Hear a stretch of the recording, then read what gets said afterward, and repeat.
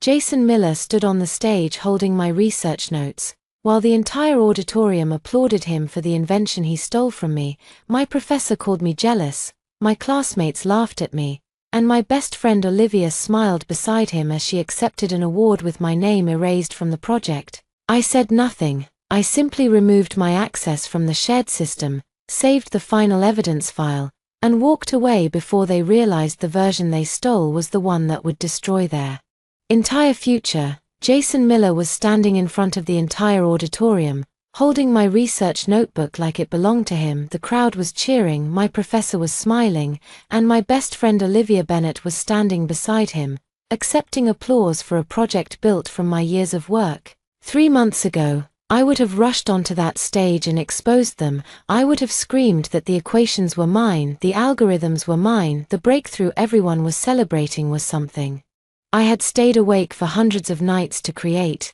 But that was the old Emily Carter, the Emily who trusted people because she believed loyalty would be returned, the Emily who thought love meant sacrifice, the Emily who believed telling the truth was enough. I was no longer that person, because I had already lived this moment once, and I remembered exactly how it ended. I remembered Jason looking at me with fake sympathy when I accused him of stealing my research. I remembered Olivia crossing her arms and telling everyone, Emily is just upset because she couldn't handle seeing someone else succeed. I remembered my professor saying, this behavior is disappointing. A true researcher respects teamwork. I remembered the whispers, the accusations, the humiliation, and most importantly, I remembered the day my entire academic career collapsed because of something they had done. So when Jason smiled at me from the stage, expecting anger, expecting tears, expecting me to ruin myself trying to prove the truth, I only smiled back because this time, I knew something they didn't. The notes they stole were not their victory, they were their evidence. I woke up 3 weeks before the University Innovation Showcase.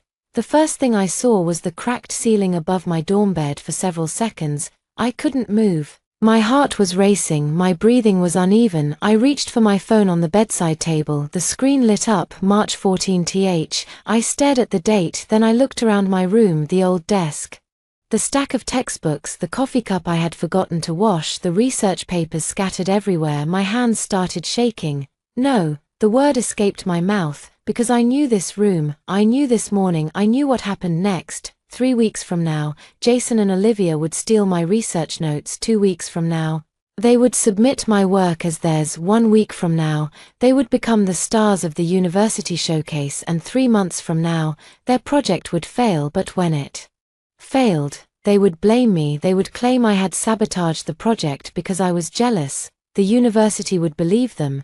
My scholarship would be suspended, my reputation would disappear overnight. I had spent years trying to become a researcher, they destroyed it in weeks, but now I had another chance. My first instinct was to grab my laptop and expose everything immediately. I wanted to run to Professor Hayes. I wanted to show him every file, every calculation, every timestamp, every piece of proof. But then I stopped because I remembered something important. Nobody believed me last time, not because I lacked evidence, but because everyone wanted to believe Jason. He was charming, confident, popular, the perfect student leader. I was just the quiet girl who spent too much time in the laboratory. If I accused him now, they would deny everything. Jason would apologize, Olivia would cry, the professor would tell us to resolve our personal conflicts professionally, and they would find another way.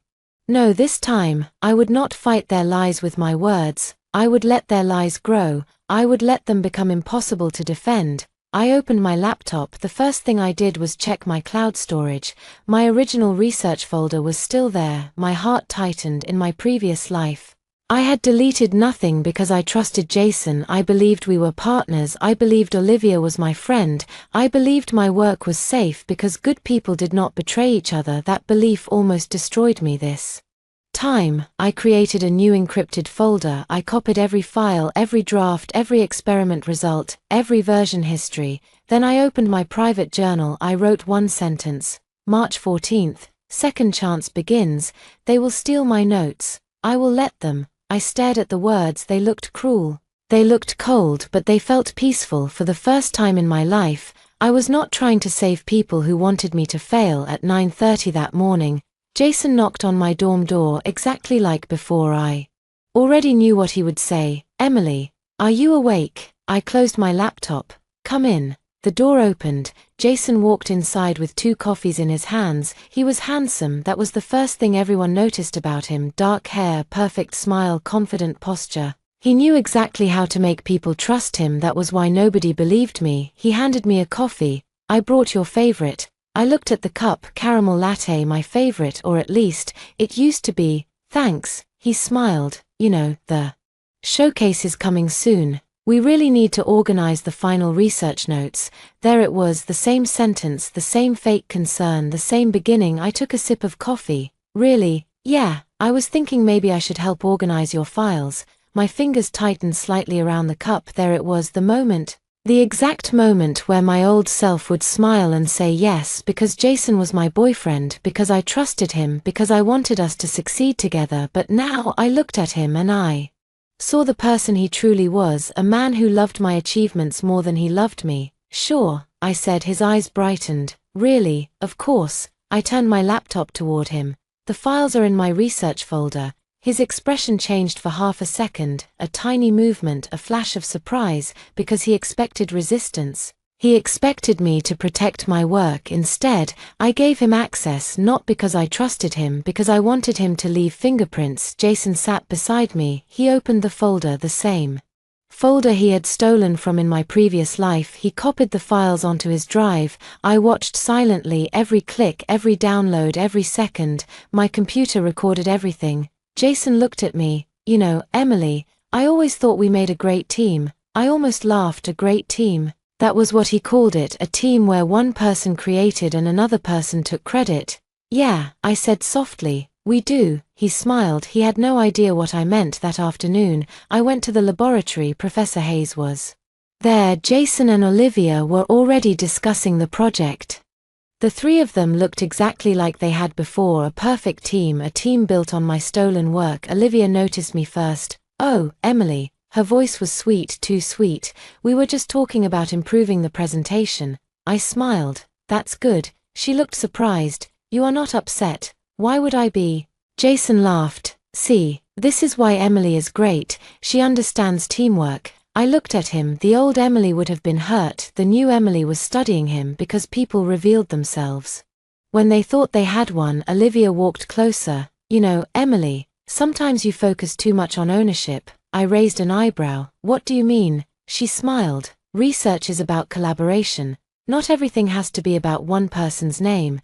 There it was, the excuse, the sentence they would use later. The reason they thought stealing was acceptable. I nodded. You're right. Olivia looked satisfied. Jason looked relieved. They thought I had surrendered. They had no idea. I was simply waiting.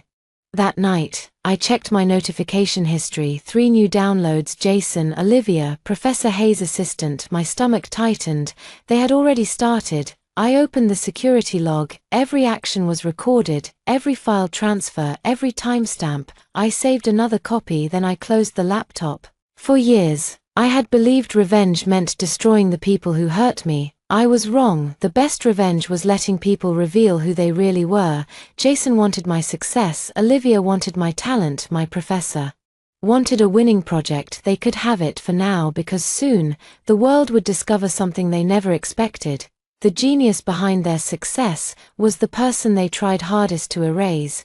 And when everything collapsed, I would not be there to catch them. By Monday morning, my research was no longer anemone. I discovered that at 8:17, when I walked into the computer lab and saw my notation on 6 different monitors, the students minimized their windows as soon as they noticed me. A few avoided my eyes. Others exchanged the guilty smiles people wore when they believed they had found a shortcut and were too clever to be caught. At the far end of the room, Jason leaned against Olivia's desk. He did not move away from her when I entered. Olivia closed the document on her screen and smiled at me. Morning, Emily. Morning. I set my bag beside my workstation. The file I had seen on her screen was called Asta_final_guide. Asta had been my private working name for the model.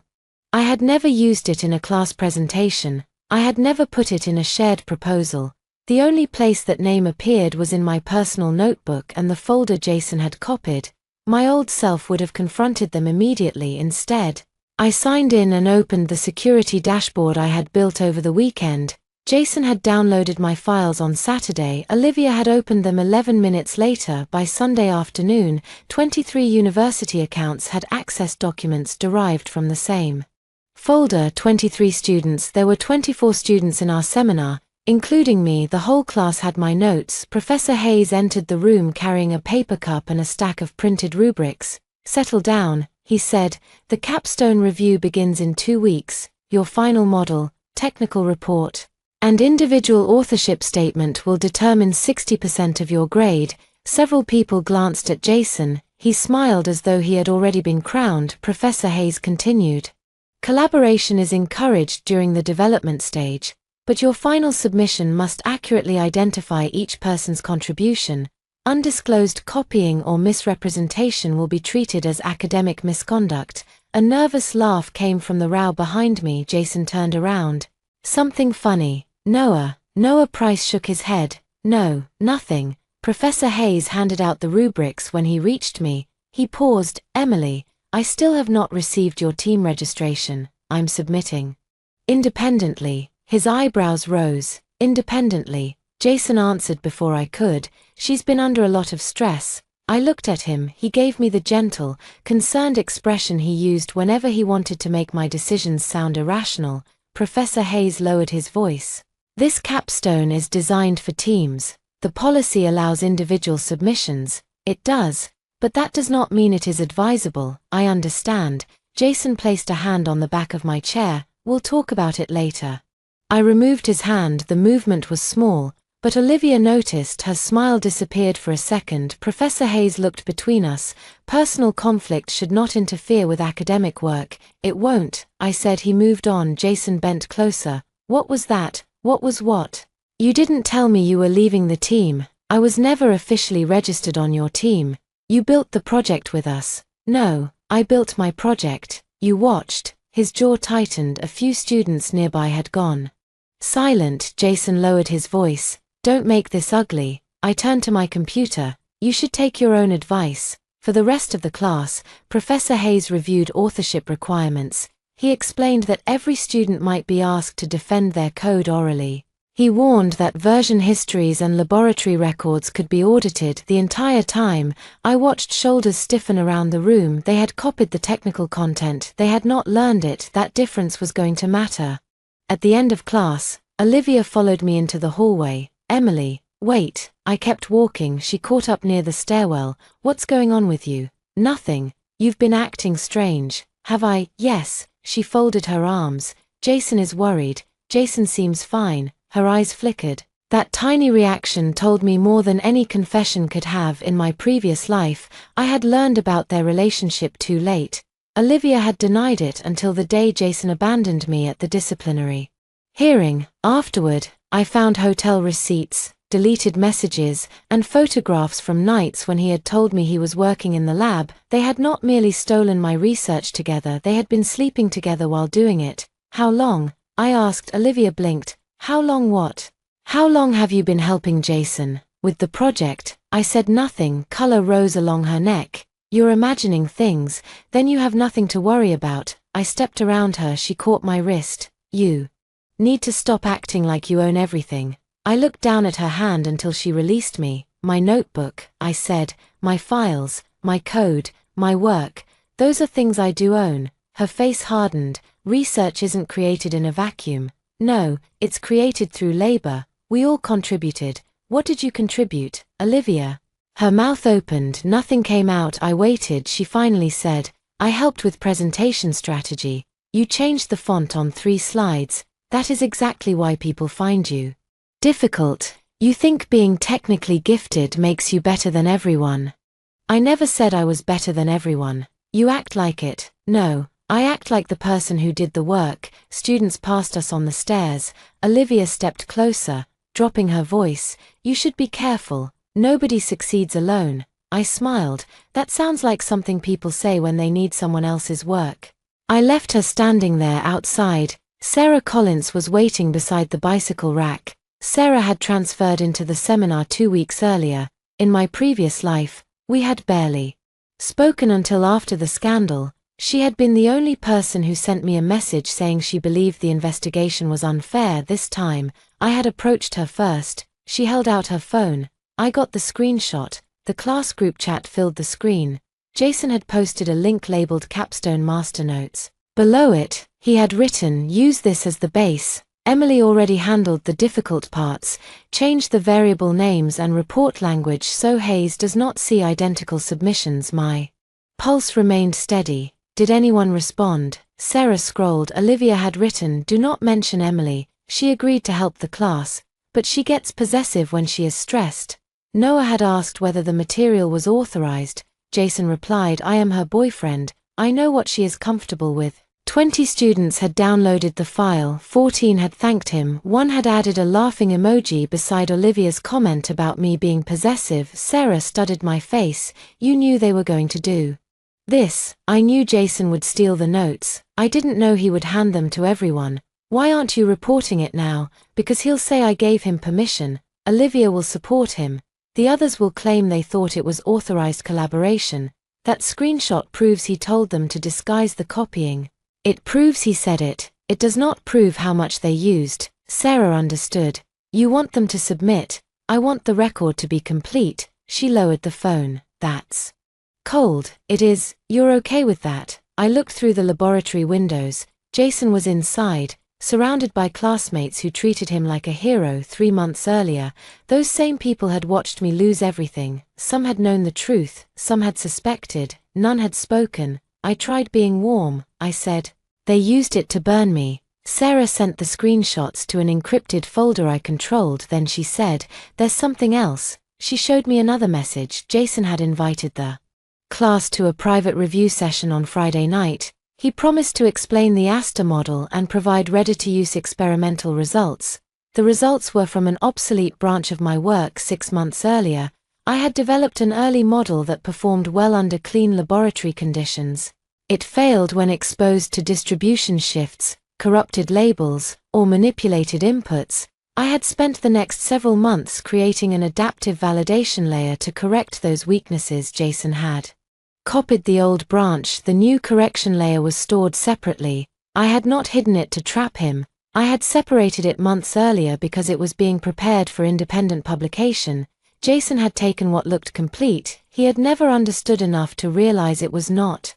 "Will the old model pass the capstone tests?" Sarah asked. "The standard tests? Probably. And the external review? No." "How bad?" "If the reviewers use stress testing, the model will contradict its own confidence scores. Anyone who understands the system will know the authors did not validate it.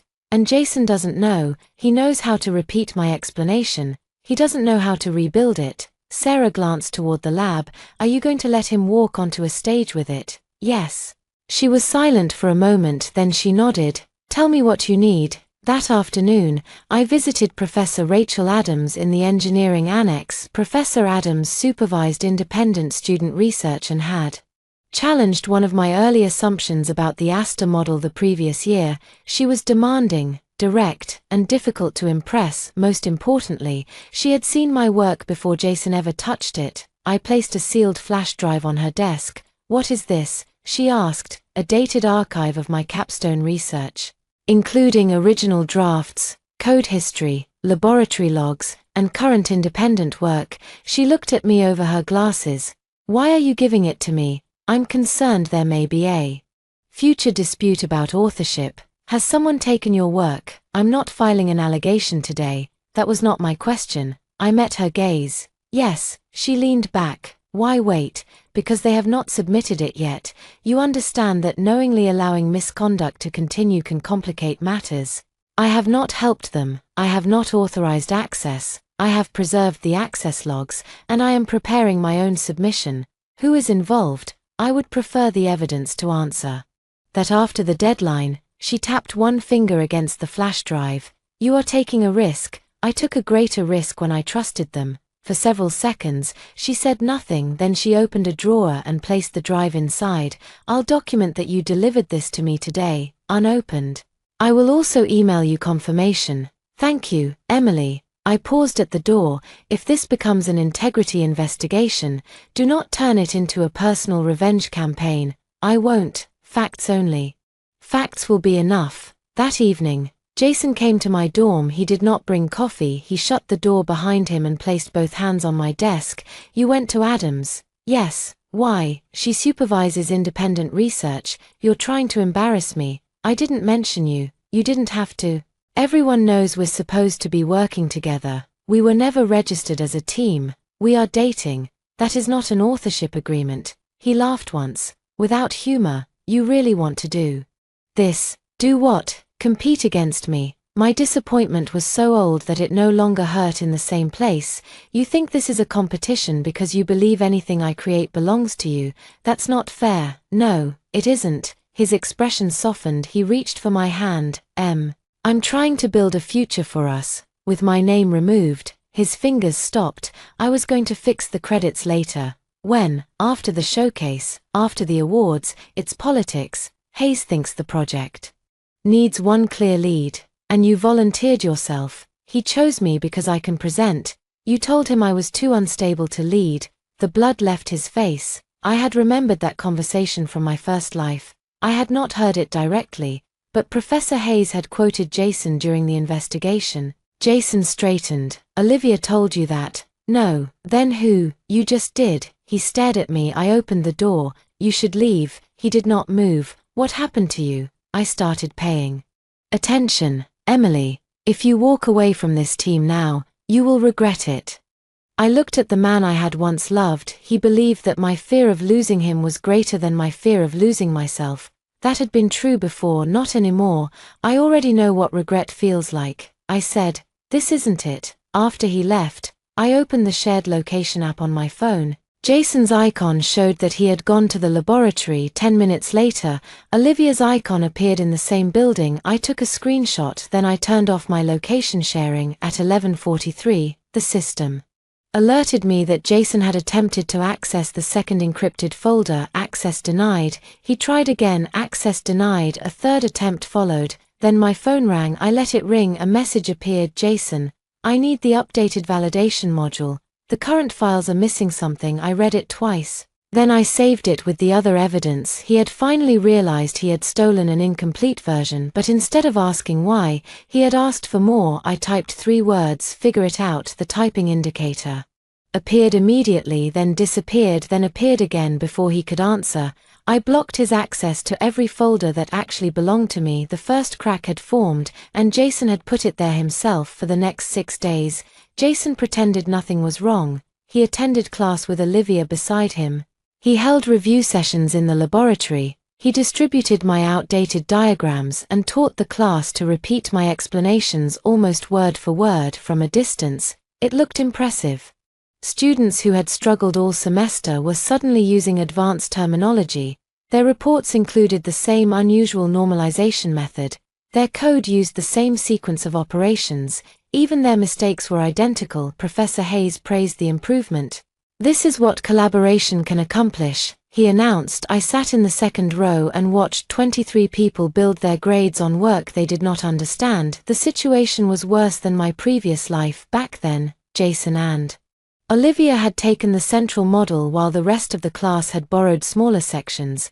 This time, because I had not challenged the first theft, Jason had become bolder. He sold access to my notes as influence. Students promised to support him for the department's graduate fellowship nomination.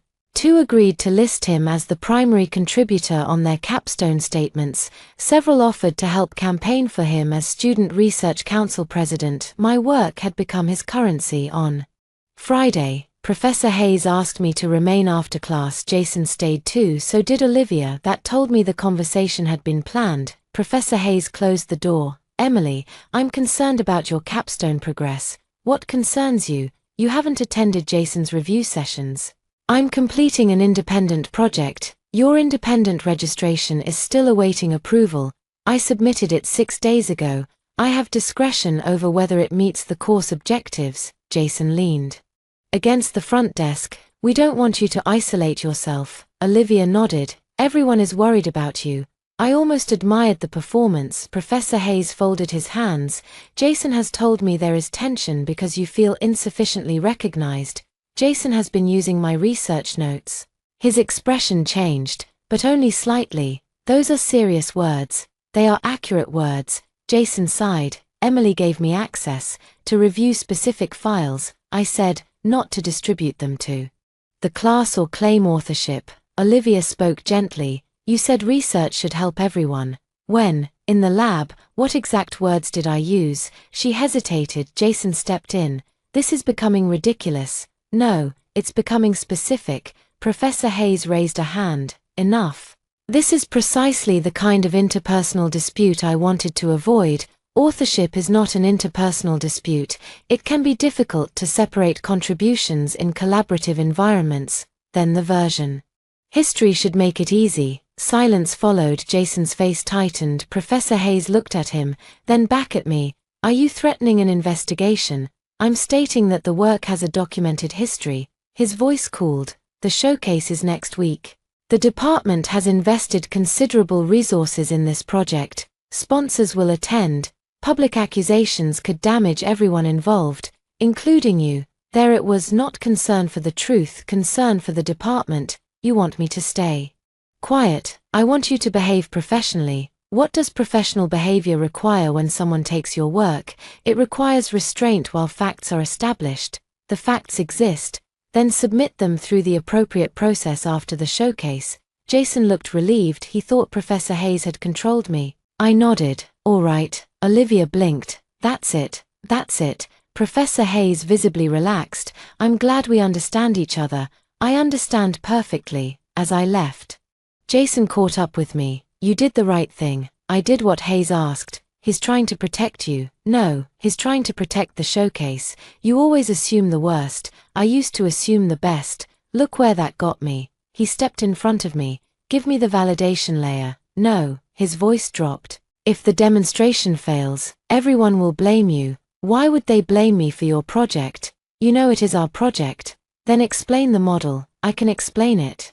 Explain why the confidence calibration collapses under label contamination. His mouth closed. Explain why the early branch overweights recent samples after the third adaptive cycle. He looked past me, checking whether anyone was listening. Those are implementation details. They are the difference between a demonstration and a functioning system. You're deliberately withholding essential work. I cannot withhold something you never created and were never authorized to use. His face changed for the first time. The charm disappeared completely. If I go down, you go down too. I looked at him calmly. That threat is going into my timeline. It wasn't a threat. Then you should be comfortable repeating it in front of the committee. I walked away. The showcase took place the following Thursday in the university's glass-walled Innovation Hall. Corporate sponsors sat in the front rows. Faculty members filled the central section. Students crowded along the walls. My classmates wore matching blue badges with the Astor logo, my logo. Jason had taken the geometric star I had sketched in the corner of my notebook and turned it into a brand. I stood near the back beside Sarah. You all right? She asked. Yes. You don't look angry. I'm past anger. Unstage. Olivia adjusted Jason's tie. Her fingers lingered at his collar. He smiled down at her with an intimacy they no longer bothered to hide. Sarah followed my gaze. I'm sorry. I'm not. You loved him. I loved the person he pretended to be. Professor Hayes stepped onto the stage. This year's leading capstone demonstrates what becomes possible when students combine technical excellence with genuine teamwork. Applause filled the hall. He introduced Jason as the project's lead architect. Olivia was presented as the data strategy director. 6 other students were listed as senior contributors. My name did not appear anywhere. Jason took the microphone. Astor began with a simple question. He said, can an intelligent system remain reliable when the world around it changes? Those were the first words of my original proposal. He continued speaking. He described the months of isolation, the failed tests, the breakthrough at 3 in the morning. He told my story in the first person. People leaned forward. He was good on stage. I had always known that Jason could make borrowed pain sound authentic. A slide appeared showing a handwritten equation from my notebook. Olivia looked toward the back of the room. Our eyes met. She smiled. It was not a friendly smile. It was victory. I reached into my pocket and closed my hand around the silver necklace Jason had given me on our first anniversary. I had worn it because I had not yet decided when to end things publicly. Now I knew. Jason finished his presentation to thunderous applause. Professor Hayes invited questions. A representative from Northstar Robotics raised her hand. How does the system behave under adversarial distribution shifts? Jason smiled. We developed a proprietary adaptive validation layer. I felt Sarah glance at me. The representative continued. Will you demonstrate it? Of course. Olivia loaded the test environment. The first simulation was simple. The model classified manufacturing defects under normal lighting, 98% accuracy, more applause. The second simulation introduced image noise. The accuracy fell to 89% but remained acceptable. Jason relaxed. The third simulation altered the relationship between the training data and test data. The model began producing unstable confidence scores. A defect it had rated at 94% certainty was suddenly rated at 12%. Olivia clicked through the interface. The numbers continued changing. Jason stepped toward her. What did you do? Nothing. The Northstar representative frowned. The model appears to be learning from its own unverified predictions. Jason gripped the podium. It is recalibrating. No, I whispered. It is collapsing. A fourth test began automatically. The system labeled safe components as defective and defective components as safe. Then it generated two contradictory reports from the same input. The screen froze. A warning filled the display. Validation failure. The room went silent. Olivia's hands shook above the keyboard. Professor Hayes walked to the edge of the stage. Reset the demonstration. I'm trying, she said. Jason turned to the technical booth. Use the backup. A student in the booth called down.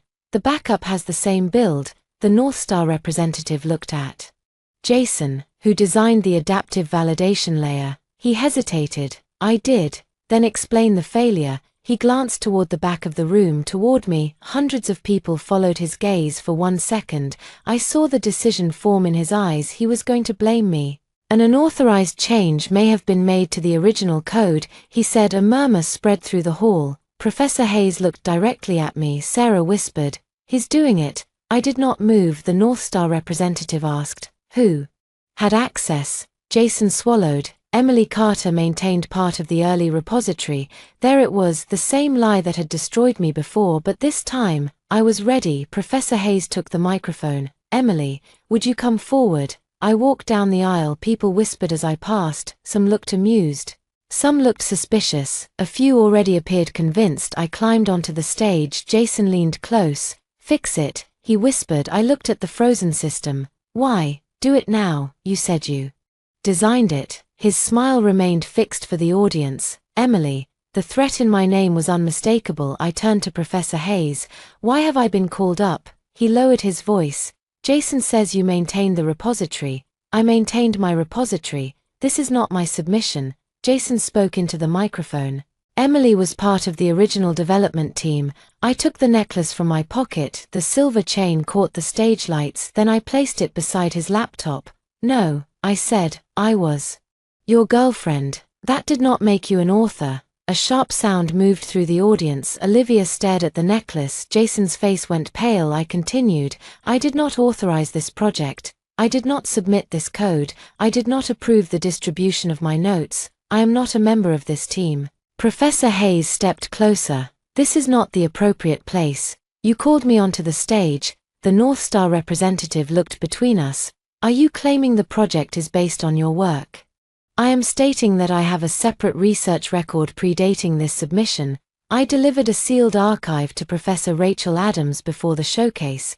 Professor Adams stood from the faculty section. "That is correct." The room changed. It was subtle, but immediate. Jason was no longer the only person with a story. Professor Hayes's voice became strained. "We will address authorship through internal procedures." I nodded. "That is what I requested." Then I faced Jason. "We're done." His mouth barely moved. "Do not do this. You already did." I walked off the stage. Behind me, the failed model remained projected across the wall. The applause did not return. Outside the hall, my phone began vibrating. Class messages, calls, notifications. Jason called 6 times. Olivia called twice. Professor Hayes sent an email ordering me to attend an emergency meeting. Then a message arrived from an unknown university address. MS Carter, the Office of Academic Integrity has received a preliminary report Concerning the ASTA capstone submission, you are requested to preserve all relevant materials and refrain from deleting or altering electronic records. I read it once, then I forwarded it to my private archive. The investigation had begun. Jason was waiting outside my dorm when I returned that night. He had been there long enough for the hallway lights to switch into energy-saving mode. When I stepped from the elevator, they brightened one by one. He stood against my door with his arms folded. You blocked me. Yes, you humiliated me in front of the entire university. You called me onto the stage and blamed me for your failed demonstration. I was trying to protect the project. By accusing me of sabotage, I didn't accuse you. You said an unauthorized change had been made and then named me. I panicked. That doesn't make it less deliberate. He stepped toward me. We can fix this. There is no we. You don't mean that. I took off the necklace in front of 400 people. I meant it. His eyes hardened. Is this because of Olivia? It is because of you. Nothing happened with Olivia. I unlocked my door. He caught it before I could close it. Emily, listen to me. No, after everything I have done for you. I stared at him. The absurdity of the question silenced me for a moment. Then I laughed, not because it was funny, because I finally understood how completely he had rewritten our relationship inside his own mind. He had introduced me to faculty members and believed that entitled him to my research. He had brought me coffee and believed that balanced months of stolen labor. He had told me he loved me, then treated my future as a resource he could spend. What have you done for me, Jason? I got Hayes interested in the project. After I built the prototype, I helped you communicate your ideas. You interrupted me in meetings and repeated them in a deeper voice. I gave you confidence. You told people I was unstable. His grip loosened on the door. I pushed it closed this time. He let me through the wood. He said, if you submit evidence, the entire class could fail. I placed my hand against the lock. You should have considered that before you gave them my notes. They thought you agreed. You told them to disguise the copying. Silence then. Who gave you the chat? I have it. Was it Sarah? I have it. You're going to destroy people who had nothing to do with our relationship. This is not about our relationship. Yes, it is. You're angry because I chose Olivia as presenter. You chose her long before the presentation. Another silence followed when he spoke again. His voice was quieter. You don't know what you're talking about. I know about the hotel near the airport. That had happened in my previous life. I had not yet seen the receipt in this one. But the pattern was identical. Jason went still on the other side of the door. I continued. I know you told me the laboratory network was down that weekend. I know Olivia told me she was visiting her sister. I know both your phones stopped sharing location at the same time. You were tracking us. You asked me to keep location sharing on for safety. I simply noticed when both of you disappeared. It wasn't what you think. Then explain it. He did not. I waited. At last, he said, open the door. No. We need to talk face to face. No, Emily. I am done giving you access just because you demand it. His footsteps remained outside for several minutes, then they moved away. I did not cry until I heard the elevator doors close. The tears came without drama. I sat on the floor beside my bed and let them fall. Knowing the betrayal in advance had not erased the history between us. I still remembered the first winter he walked me home through the snow. I remembered him staying awake with me before my qualifying exam. I remembered believing I had found someone who admired my mind instead of resenting it. Perhaps some of those moments had been real. That was what made betrayal difficult. People rarely lied every second. They gave you enough truth to make the lies survivable. My phone rang again. This time, it was my mother. Emily, Jason called me. Of course he had. What did he say? That you broke up with him during some important school event. It was a research showcase. He said you accused him of stealing. He did steal. My mother exhaled. Honey, relationships are complicated. Jason has always been good to you. You have seen him 6 times. He is polite. He has plans. He knows how to talk to people. He took my work and presented it as his. Maybe he thought it belonged to both of you. It didn't. You can be very rigid when you're stressed. The sentence hit an old wound. My family had always described my boundaries as rigidity. When I refused to let my younger brother copy assignments, I was selfish. When I stopped lending relatives money, I was cold. When I objected to Jason answering questions for me, I was difficult. I looked at the boxes beneath my desk in my previous life. After the investigation began, my mother had asked me to apologize to Jason privately so the scandal would not become ugly. She had believed preserving my relationship was more important than preserving my name. I'm not discussing this with you, I said. I'm your mother, and this is my academic record. Jason says dozens of students could be punished. Then Jason should explain why he distributed stolen material to dozens of students. He said you gave him the files. I gave him access to review a folder. I did not authorize distribution or ownership. Is there really a difference when you are a couple? Yes, my answer was immediate. The certainty surprised even me. Yes, there is a difference. Dating someone does not transfer ownership of your labor. Loving someone does not remove the need for consent. Sharing access does not mean surrendering authorship. My mother fell silent. I continued. I spent years treating every boundary as something I needed to defend in court. I'm not doing that anymore. You sound angry. I am angry. That isn't healthy. Neither was being betrayed, yet you seem more concerned about my reaction. I ended the call before she could answer. Then I opened my laptop. The class group chat had exploded. Some students accused me of sabotaging the showcase. Others demanded that I release the missing validation module. Noah wrote privately, Jason said you changed the code after giving it to us. Is that true? I replied, I did not give you any code. He sent me a screenshot of Jason's message claiming I had authorized the class packet. I saved it. Then I wrote, did you submit material from that packet as your own work? The typing indicator appeared. It disappeared. No answer came. Another classmate, Mia Torres, messaged me, please tell the investigators this was a misunderstanding. I need this course to graduate. I did not reply immediately. Mia had thanked Jason in the group chat. She had also changed variable names after he explicitly told the class to disguise identical work. But she was not Jason. She had not planned the theft. The consequences needed to reflect that difference. I wrote, tell the truth when you are interviewed.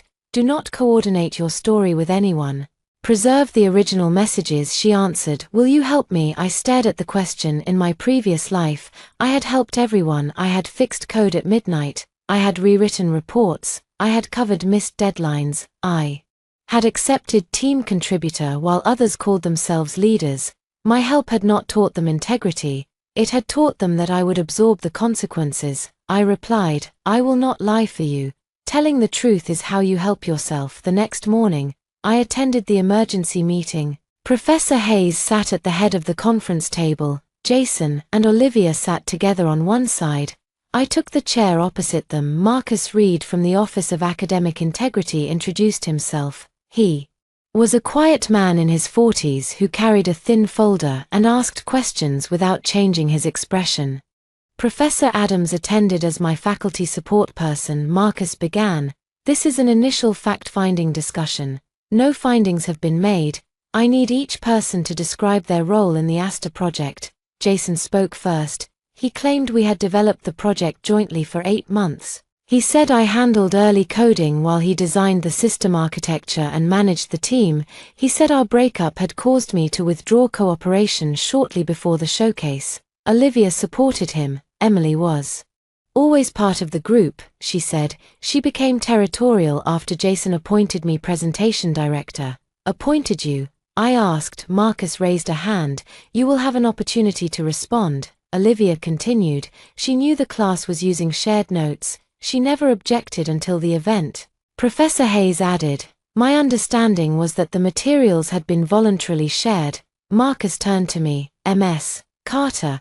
I placed a printed timeline on the table. My research began 11 months before Jason first accessed the folder. The repository history identifies every original commit. My laboratory badge records show when I conducted each experiment. Professor Adams reviewed an earlier version last fall. I was never registered as a member of Jason's capstone team. Marcus examined the first page. Did you give Mr. Miller access to your folder? Yes. Limited access for review. Jason leaned forward. There was no limitation. The system log records the permission level. I slid another page across the table. Read-only access to one research directory. No redistribution rights. No authorship transfer. Jason scoffed. Folders do not have redistribution rights. Research agreements do, so does university policy. Marcus looked at Jason. Did you distribute the files to other students? I shared collaborative notes. Did you tell them Ms. Carter authorized that? She did. Do you have written authorization? Jason hesitated. We were in a relationship. Marcus waited. Jason added, we didn't document every conversation. Marcus turned to me. Did you authorize distribution? No. Did you modify the demonstration code? No. The code they presented was copied from an obsolete research branch. The validation failure was already documented in experiments conducted months ago. Olivia stared at me. You knew it would fail. I knew the limitations of my own work, and you let us use it. I did not give it to you. You watched us. Yes. Her face flushed. You could have warned us. I did. I said the work was mine. You called me possessive. Professor Hayes shifted in his seat. Marcus asked, why did you not file a formal complaint as soon as you discovered the files had been distributed? Because I wanted the authorship record preserved before anyone altered it. I delivered a sealed archive to Professor Adams before the submission deadline. Professor Adams nodded. The archive remains secured. I can confirm the delivery date. Marcus closed the folder. The office will collect repository records, submission files, communication histories, access logs, authorship statements, and relevant testimony. Students may be required to complete individual oral defenses. Jason's confidence finally cracked. Individual defenses, yes.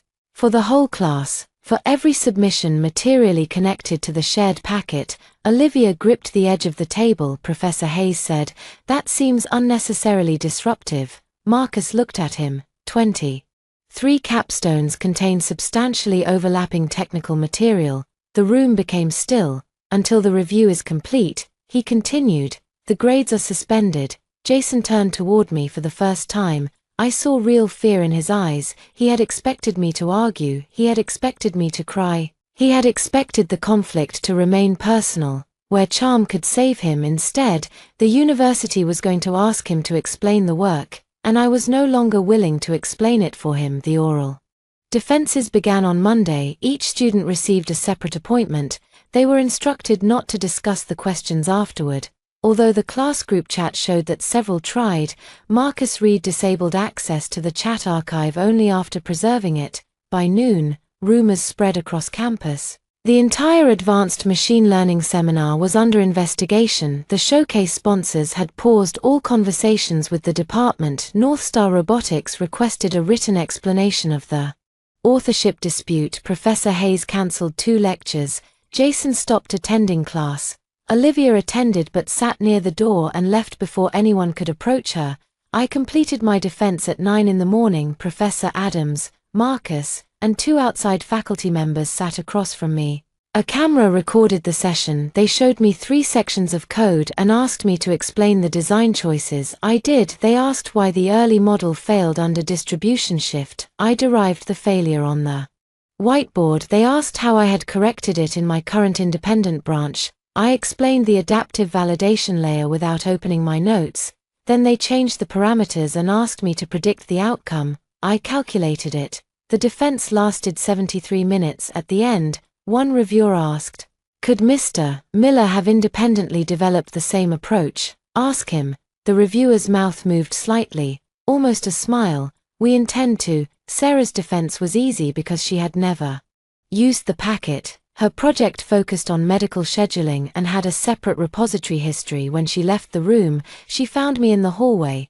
They asked whether you recruited me as a witness. What did you say? That I volunteered after seeing the group chat. Good. They also asked whether you seemed motivated by jealousy. I leaned against the wall, and I told them you seemed motivated by documentation. I laughed for the first time in days. At 11:30, Noah entered the defense room. He came out 20 minutes later looking sick. Mia lasted 31 minutes. She emerged crying but immediately requested a private meeting with Marcus. By 3 o'clock, 6 students had admitted using the packet. By the end of the day, 12 had admitted it. Their explanations were similar. Jason said Emily approved, Olivia said the notes were collaborative, Professor Hayes praised the class's teamwork, everyone else was using them. I thought changing the wording was enough. I was afraid of falling behind. I needed the grade. Fear explained their choices, it did not erase them. Jason's defense was scheduled for Tuesday morning. He called me at midnight. I had blocked his personal number, so he used a campus phone. I answered because every attempted contact belonged in the record. Emily, what do you want? I need to know what you told them. The truth. Which parts? All of them. He breathed slowly. Did you mention our relationship? Only when it was relevant to your claim that dating me gave you authorization. Did you tell them about Olivia? Not yet. Silence followed. You said you didn't know. I know enough. Nothing happened until recently. That isn't a defense. You pushed me away. I worked 14-hour days while you complained I was not making enough time for you. Then you took the result of those 14-hour days.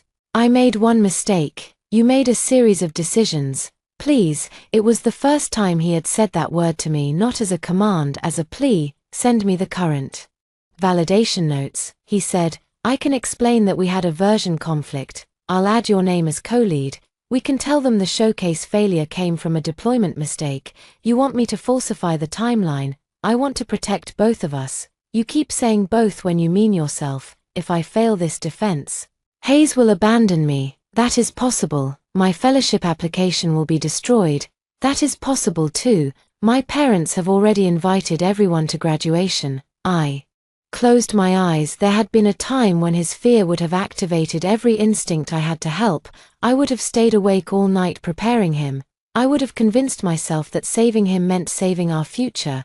Now I heard the truth beneath his words. He did not regret hurting me. He regretted losing what my work had bought him. I can't help you, I said. You won't. You're right. I won't. His voice sharpened. Do you enjoy this? No. You sound like you do. I sound calm. You always mistook my pain for proof that you mattered. He hung up at 8:40 the next morning. Jason arrived for his defense wearing the suit he had worn at the showcase. He looked prepared. He carried a binder filled with printed diagrams. Professor Hayes accompanied him. Marcus stopped Hayes at the door. This is an individual defense. I am his faculty advisor. You may attend the later faculty interview. Mr. Miller must defend his own submission.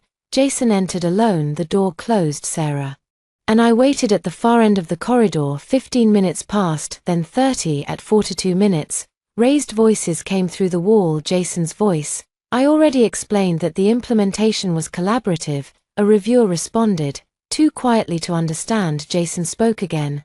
Those equations are not part of the final system. Another pause. Then, I would need access to the development environment. More silence. The door opened after 56 minutes. Jason walked out without his binder. His face was gray. He saw me for several seconds. Neither of us moved. Then he crossed the corridor. What did you put in the archive? My work. You changed the notation. My current branch uses revised notation. They showed me an equation that wasn't in the packet.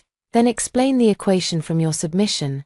You designed the mathematical core. I thought you did. His hands curled into fists. You set me up. I did not tell you to claim my work. You let me copy the wrong version. The hallway went silent. Marcus had stepped out behind him. Jason realized too late what he had said. Marcus looked at him. Mr. Miller, please return to the room. Jason's mouth opened. No, that isn't what I meant. Return to the room. Professor Hayes appeared from the conference area. What happened? Marcus did not answer. Jason looked at me as if I had pushed him from a cliff, but I had done nothing. He had walked to the edge, built a stage there, and announced himself as the architect. Now he was angry because gravity still applied. That afternoon, Professor Hayes summoned me to his office. He closed the blinds. You need to understand the scale of the damage caused by the copying, the damage caused by this investigation. I remained standing. You told me to wait until after the showcase. I told you to use restraint. I did. You allowed a public failure when you knew the project was incomplete. It was not my project. You keep repeating that distinction as though it absolves you of responsibility. It does. His face reddened. You were part of the intellectual environment that produced the work. I produced the work.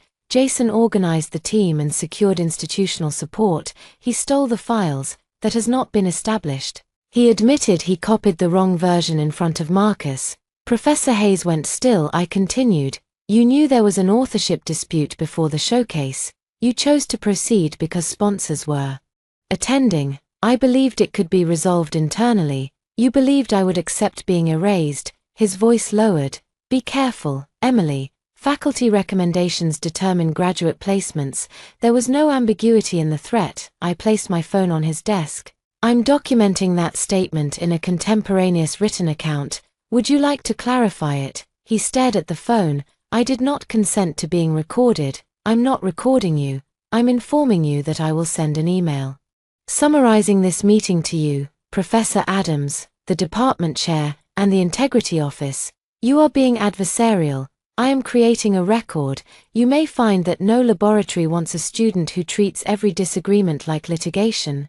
You may find that no student wants an advisor who treats authorship like departmental property. He stood. This meeting is over. Yes, I walked to the door before I opened it. He said, if the seminar grades are invalidated, students will lose scholarships. Some may not graduate. Are you prepared to carry that? I looked back. No, the people who chose to submit stolen work will carry it. Outside, Olivia was sitting on a bench. Her eyes were swollen. She waited until Professor Hayes's door closed. Emily. I kept walking. She followed me. Jason failed the defense. I know. He says you tricked him. I didn't. He says the version you gave us was designed to collapse. I did not give you a version. You stole an unfinished branch. She flinched at the word. We didn't think of it as stealing. You copied private files, removed my name, changed the variable labels, and submitted them as original work. What did you think it was? Collaboration. Then why did Jason tell everyone to disguise it? She began crying. I can lose my scholarship. Yes, my parents cannot pay tuition. I'm sorry. You don't sound sorry. I am sorry that you may lose your scholarship. I am not sorry that I told the truth. You were my best friend. You slept with my boyfriend. Her breath caught. Students passed us. Olivia lowered her voice. Jason told me you were breaking up. He told you that before or after the airport hotel. She looked away. That was my answer. How long? I asked. She wiped her face. Since December. For months. During those 4 months. She had eaten dinner in my dorm. She had borrowed my coat. She had listened while I worried that Jason seemed distant. Then she had helped him steal my work. Did he tell you he loved you? She said nothing. Did he promise you the fellowship too? Her eyes returned to mine. I understood. Jason had not chosen Olivia because she was more important. He had recruited her because she was useful. He had promised her status, credit, and a future attached to his manufactured success. She had betrayed me for a place beside him. Now that place was collapsing. I need you to tell the investigators that I thought you agreed, she whispered. No, I'll admit the relationship.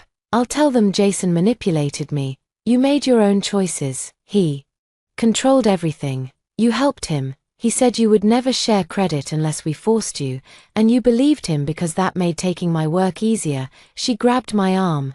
Please, I am asking you as someone who once loved me. I removed her hand. Someone who loved me would not ask me to lie so she could keep what she stole. Her face crumpled. I walked away. That evening, the university issued formal notices to all 23 students. Their capstone grades were temporarily recorded as incomplete. They were ordered to preserve devices and accounts. The department announced an external review, and Northstar Robotics withdrew its showcase award. The first public collapse was complete, but the private one had only begun. At 10:15, Sarah called, check the class chat archive. A new message had appeared before Marcus froze the channel. It was from Olivia. I am done protecting Jason. He planned everything. I have the messages. Below it was a photograph of Jason's private notebook. At the top of one page, he had written, use Emily's framework, remove her before submission. Once the project wins, she will have no choice but to accept a supporting credit. The date was 6 weeks before I gave him folder access. He had planned to erase me long before the theft occurred. And Olivia had just handed me the proof. Olivia requested a formal cooperation meeting the next morning. She did not do it because she had developed a conscience. She did it because Jason had blamed her. During his second interview, he claimed Olivia had distributed the packet without his knowledge. He said she had accessed my folder using his computer and exaggerated her role to the class. Within hours, Olivia gave Marcus 3 months of private messages. Sarah and I were not permitted to see the official submission, but Olivia sent portions to me before her attorney advised her to stop contacting witnesses. The messages showed everything. Jason had complained that I was becoming too independent. He had said Professor Adams was encouraging me to publish alone. He worried that if I received the graduate fellowship before him, people would realize I was the stronger researcher. Olivia responded, "Then make the project depend on you publicly before she can leave." Jason wrote, "I need her code first." Later, after copying the folder, he sent, "Got it. She trusted me like always." Olivia replied with a heart. The romantic betrayal hurt, the contempt hurt more. He had not merely taken advantage of my trust. He had mocked it. I printed the messages and placed them in my evidence binder. Then I went to class. Only 7 students attended. Professor Hayes did not appear. The department chair taught the session instead and announced that Hayes had been placed on administrative leave from the seminar pending review of his oversight. The empty chairs looked like missing teeth. Mia sat 2 rows ahead of me. Before class began, she turned around. "I told them everything." I nodded. "They said I'll probably fail." The capstone. "That sounds possible. I may have to stay another semester." "I'm sorry." She swallowed. I kept telling myself the notes were allowed because everyone had them. But Jason told us to change the language. I knew what that meant. Her honesty did not erase her choice, but it mattered. "Why are you telling me?" "Because I blamed you after the showcase." "Yes, I was scared." "Yes, that doesn't excuse it." "No." She nodded once. "I'm sorry, Emily. Thank you for saying it." She turned back around. I did not forgive her on command. I did not need to punish her either. Consequences and cruelty were not the same thing. For most of my life, I had confused boundaries with revenge because people called every refusal unkind. Now I understood that I could acknowledge Mia's regret without rescuing her from the result. After class, Professor Adams asked me to visit her office. She had opened the sealed archive in the presence of Marcus and the external reviewers. "The timestamps are consistent," she said. "Your version history predates every submitted capstone." Did they compare the hidden comments? They did. Months earlier, I had written a private reminder inside an early function, "Fix lunar edge case before external testing." The phrase made little technical sense to anyone else. It referred to a late-night conversation with myself after I had noticed an error during a full moon and jokingly named the bug Luna. The same comment appeared in 19 submissions. Some students changed lunar to solar. 2 misspelled it. 1 deleted the comment but left an unused variable called moon_check. Professor Adams slid a comparison chart toward me. "Independent convergence does not explain this." "No." The reviewers also found the same fabricated citation. I frowned. "What fabricated citation?" She pointed to the report. Jason had included a source named Brenner and Cho, published in 2021. It did not exist. I remembered typing it as a placeholder while drafting the literature review. The note beside it had said, "Replace with verified source." Jason removed the warning but kept the citation. 17 students copied it. "That may become the clearest evidence for the class-wide cases," Professor Adams said. "Because they cannot claim they independently found a source that doesn't exist." Exactly. I looked at the rows of identical language. The scope of it still unsettled me. 23 students had received the packet, 19 had used substantial portions. 4 had opened it but submitted separate work. 2 of those 4 had notified investigators voluntarily before being contacted. The class had not acted as a single mind. The sanctions would not be identical. But the culture had been collective. Jason had offered them a shortcut. Professor Hayes had praised the sudden improvement without asking questions. Olivia had normalized the theft. The others had chosen convenience over doubt. What happens next? I asked. Formal allegations will be issued. You will receive a separate notice because Jason has alleged that you intentionally supplied defective research to induce misconduct. I almost laughed. He says I trapped them. He says you anticipated the failure. I anticipated that stolen unfinished work would remain unfinished. I know, but you will need to respond. I have the development logs showing those failures existed months before the theft. Yes, he is trying to turn my knowledge of my own research into misconduct. He is trying every explanation that does not require him to admit authorship fraud. I closed the binder. Then I'll answer. That afternoon, the allegation arrived. Jason claimed that I had given him access while knowing he would distribute the files. He argued that my silence constituted consent and that I had deliberately withheld corrective code to cause public embarrassment. The wording sounded legalistic. His family had hired an attorney for 1 hour. Anger overwhelmed me, not fear, anger. He had stolen from me, lied about me, cheated on me, and blamed me. Now he wanted the institution to punish me for not completing the work he took. I almost wrote my response immediately. Instead, I called the university legal clinic. That choice mattered. In my previous life, I had answered every allegation emotionally and alone. I sent long messages filled with pain, hoping sincerity would make people understand. This time, I met with an advisor named Elena Park. She read the notice in silence. Then she said, "Do not respond to his interpretation of your motives. Respond to verifiable events." I knew the branch was incomplete. Was it created for the purpose of deceiving him? No. Did you instruct him to use it? No. Did you authorize distribution? No. Did you owe him technical support? No. Then the issue is not whether you could have prevented his misconduct.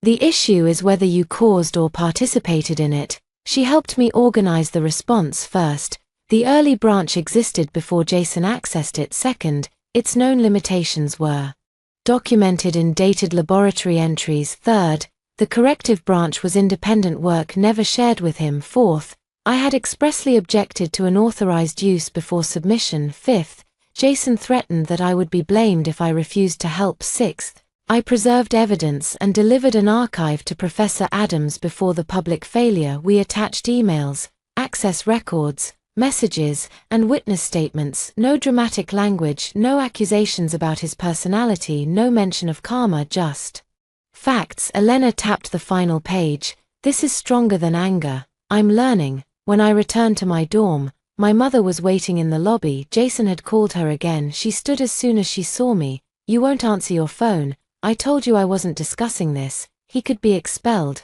He could."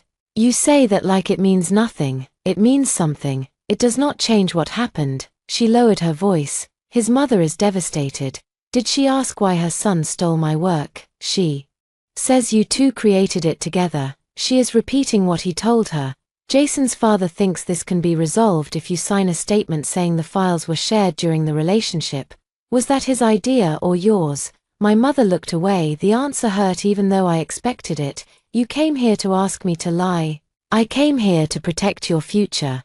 How does admitting that I authorized fraud protect my future? It would make the situation less hostile. Jason's family has connections. His father funds research programs, so I should surrender my authorship because they have money. I'm asking you to be realistic. I am being realistic. That is why everything is documented. She reached for my hand. I stepped back. Her expression changed. "Emily, you always taught me to be the bigger person. That's not a bad thing. You meant I should become small enough that other people never had to face what they did. That is unfair." "No, it is accurate. I'm your mother, and I need you to stop advocating for the person who harmed me. I'm trying to prevent you from destroying your life over pride. My work is not pride. My name is not pride. Refusing to confess to something I did not do is not pride." People crossed the lobby behind us. My mother's eyes filled with tears. What happened to the sweet girl who used to forgive people? She learned that forgiveness without accountability is permission. I walked past her. She called my name. I did not turn around. Upstairs, there was an email from Marcus. The preliminary technical review had confirmed that my independent branch contained substantial original development absent from the class submissions. The allegation that I had fabricated a defective version was unsupported. My status had changed from involved student to reporting witness. I read the sentence 3 times. For the first time since waking in my old dorm room, the future felt different, not because someone had saved me, because I had finally stopped volunteering to be sacrificed. The department tried to settle the case before the formal hearing. They called it mediation. I called it what it was, an attempt to protect the university from public embarrassment. The meeting took place in a conference room on the administration building's 6th floor. The windows overlooked the central lawn where students were taking graduation photographs beneath flowering trees. Inside, there were no flowers. Professor Hayes attended with his attorney. Jason sat beside his parents. Olivia sat with a separate advisor and did not look at him. I attended with Elena from the legal clinic and Professor Adams as my faculty support person. The dean began, "This situation has harmed multiple students and the department's reputation. We are exploring whether a resolution can be reached without a prolonged adversarial process." Elena whispered, "Listen before responding." The dean continued, "The proposal is as follows. The Astor project would be withdrawn from the showcase record. The associated capstone submissions would be reassessed individually. Ms. Carter would be recognized as an originating co-developer. Mr. Miller and Ms. Bennett would acknowledge errors in attribution without admitting intentional misconduct." I looked at the printed proposal, originating co-developer. The phrase was almost elegant. It turned theft into confusion. It turned erasure into an error. It transformed the person who created the work into one member of a vague group. What happens to the formal allegations? I asked. They would be resolved through educational sanctions. What does that mean? Jason's attorney answered, corrected authorship statements, ethics training, and resubmission. So Jason keeps his degree. The dean folded her hands. That would depend on successful completion of all requirements. And Olivia keeps her scholarship. Financial aid decisions are separate. Professor Hayes's attorney spoke. Professor Hayes would acknowledge insufficient documentation of team roles but no intentional misconduct. I looked at Hayes. He met my gaze without shame. "What do I receive?" I asked. The dean seemed relieved that I had asked. "Your independent capstone would be expedited for review. You would receive formal recognition as Astor's primary technical creator. The department would support your graduate fellowship application." Jason leaned toward me. "This gives you everything you said you wanted." I turned to him. "No, it gives me a title in exchange for helping you hide what you did." His mother spoke sharply. "You are being vindictive." Elena touched my arm, but I did not need restraint. I was calm. "Your son distributed my private research to an entire class, removed my name, lied about authorship, and accused me of sabotage when the stolen version failed. He made a mistake. He made dozens." Jason's father leaned forward. "Ms. Carter, talented people need institutional relationships. You are at the beginning of your career. Think carefully before turning everyone in this room into an enemy." Professor Adams shifted beside me. The dean frowned. "That language is not helpful." Jason's father continued anyway. "My son has opportunities that could benefit you both. A public scandal will follow you too." I looked at Elena. "Is that threat part of the official proposal?" She answered evenly. "It should be noted in the mediation record." Jason's father sat back. The dean rubbed her temple. "Let us return to the terms." I slid the proposal across the table. "No." The dean looked at me. "You may wish to take time." "I don't need time, Emily," Jason said. "Please." It was the first time he had looked directly at me since entering the room. He seemed thinner. Dark circles marked his eyes. The confident student leader from the showcase was gone. For one dangerous second, memory tried to replace reality. I remembered him asleep beside me with one hand curled around mine. I remembered his nervous smile before our first date. I remembered believing our futures were connected. Then I remembered his message to Olivia. Got it. She trusted me like always. "You could end this," he said. "No, I could help you avoid the consequences. I'll give you full credit. You cannot give me something that is already mine. I'll admit you designed the model. You already denied it under oath in the investigation." I was scared. So was I when you blamed me in front of the auditorium. I panicked. "You planned the theft 6 weeks in advance." Olivia looked down. Jason's face tightened. "You don't know the context." "I know you wrote, 'Remove her before submission.'" His mother turned toward him. "Jason." He did not answer. I faced the dean. "I will participate in the formal process. I will accept the findings, whatever they are, but I will not sign a false account to protect the department." The dean studied me for a long moment. "Then mediation has failed." No, I said. Mediation revealed what everyone values. Outside the conference room, Jason followed me to the elevator. Elena and Professor Adams continued ahead but remained within sight. Emily, wait. I pressed the elevator button. He stopped beside me.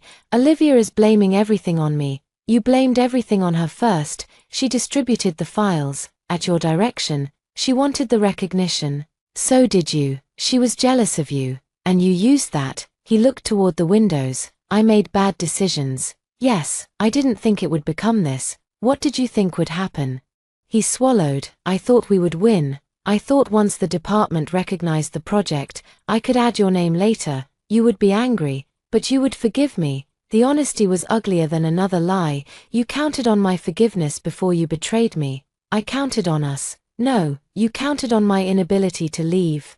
The elevator arrived. He stepped in front of the doors. I loved you, maybe. His face twisted. You don't believe me. I believe you loved how useful I was. I believe you loved being the person beside me when people praised my work. I believe you loved that I fixed every problem before it reached you. That isn't fair. Love without respect is appetite. He stared at me. I continued. You wanted access to my mind, my labor, my loyalty, and my silence. When I removed those things, you called me cruel. I can change. You can. But I will not stay and supervise it. The elevator doors began closing. He put out one hand to stop them. Is there someone else? The question almost made me pity him. Even now, he believed a woman could not choose herself without another man waiting. No, then why won't you give us another chance? Because being alone is not worse than being used. I pressed the close button. His hand dropped. The doors shut between us. The formal notices were issued 2 days later. Jason faced allegations of unauthorized access, facilitation of widespread academic misconduct, falsification of authorship, misrepresentation to sponsors, and retaliatory accusations. Olivia faced unauthorized copying, distribution, false authorship, and coordinated concealment. Professor Hayes faced failure to disclose a known authorship dispute, improper pressure on a student, and potential retaliation. 19 students faced varying allegations based on how much material they used and whether they attempted concealment. For students who had opened the packet but submitted independent work were cleared after interviews and repository review. Mia and 5 others who admitted the misconduct early were offered the opportunity to retake the capstone the following semester, but their current grades would be failures. Others who lied during interviews faced additional sanctions. The whole class had not received one identical punishment, but the capstone results were invalidated for everyone whose work depended on the stolen packet. 17 students failed, 2 withdrew before findings were issued. Jason and Olivia remained under major disciplinary review. The class group chat became a battlefield. Some blamed Jason, some blamed Olivia, several still blamed me. A student named Derek posted, Emily could have stopped this on day 1. She wanted everyone to fail. I read the message without answering. Then Mia replied, we could have stopped ourselves by not submitting stolen work. No one responded after that. That evening, Professor Adams called. The external reviewers completed the technical comparison. And, your authorship is conclusive. I sat down even though I had known what the evidence showed. Hearing the words released something in my chest. She continued, they want you to present the current branch at the formal hearing. Why? Jason maintains that the correction layer was a minor team extension. The reviewers want to compare your understanding with his. He has never seen the current branch. That may become apparent. I looked at the encrypted folder on my screen for months. It had been my hidden refuge, the work they had not taken, the part of me they had failed to reach. When is the hearing? Next Thursday. I closed the laptop. Then I'll be ready. The formal hearing lasted 9 hours. It began at 8:30 in the morning and ended after sunset. There were 5 panel members, 2 faculty members from outside the department, 1 administrator, 1 student representative, and an external research integrity specialist. A court reporter recorded every word. Jason sat at one table with his attorney. Olivia sat at another. Professor Hayes appeared separately for the faculty portion. I sat with Elena and a binder containing 11 months of my life. The panel chair explained the procedure. Each allegation would be considered independently, no finding would be based solely on the showcase failure, technical evidence, access records, communications, authorship statements, interviews, and oral demonstrations would be reviewed together. Jason's attorney spoke first. He argued that the project arose from an informal romantic and academic partnership. He described our folder sharing practice as broad and unrestricted. He said the breakup caused me to reinterpret normal collaboration as theft. He displayed photographs of Jason and me studying together, a picture from my birthday, a picture of us in the laboratory, a photograph of Jason holding my laptop while I wrote on a whiteboard. Ms. Carter and Mr. Miller functioned as a team, he said. There was no clear boundary between their personal and academic lives. The panel chair asked, "Does a romantic relationship establish joint authorship?" The attorney adjusted his papers, not automatically, but it provides context for implied permission. Elena whispered, "That is their entire case." When it was my turn, I described the development timeline. I did not speak about heartbreak, I spoke about dates, my first proposal, my first prototype, my meeting with Professor Adams, my failed experiments, my repository commits, Jason's first access, the distribution link, the copied citation, the identical hidden comment, the pre-planned message about removing my name. The panel examined my notebook. One member asked, "Why did you permit Mr. Miller to copy the folder?" I permitted read-only review because he was my boyfriend and had offered feedback on the presentation. I did not permit redistribution, submission, or attribution. Did you ever state that restriction verbally? Yes, I told him the research was mine and that I was submitting independently. Jason's attorney stood, after he copied the folder. Yes, so you knowingly allowed him to retain the files. I removed access after he requested the unshared validation module. By then, he had already made local copies. Why not report him immediately? I preserved the evidence and placed a dated archive with Professor Adams before the submission deadline. You wanted him to use the material. No, you knew the old model would fail. I knew its documented limitations. You could have prevented the public failure. So could he could have presented work he understood. The attorney's mouth tightened. You watched 23 students use those notes. I watched 23 adults make choices after being told to disguise copied work. Was that satisfying? Elena rose. Relevance. The chair looked at the attorney. Rephrase. He faced me. Were you motivated by revenge? I was motivated by the fact that earlier objections had been dismissed as jealousy. I wanted the submission record to show what each person actually claimed. You could have warned the class. The course syllabus warned them. Professor Hayes warned them. The group message itself told them to hide the similarities. You consider yourself blameless. I consider my actions open to review. That is why I preserved them. The chair called a recess when the hearing resumed. The technical demonstration began. 2 workstations stood at the front of the room. I loaded my current model onto one. Jason was asked to load the submitted Asta build onto the other.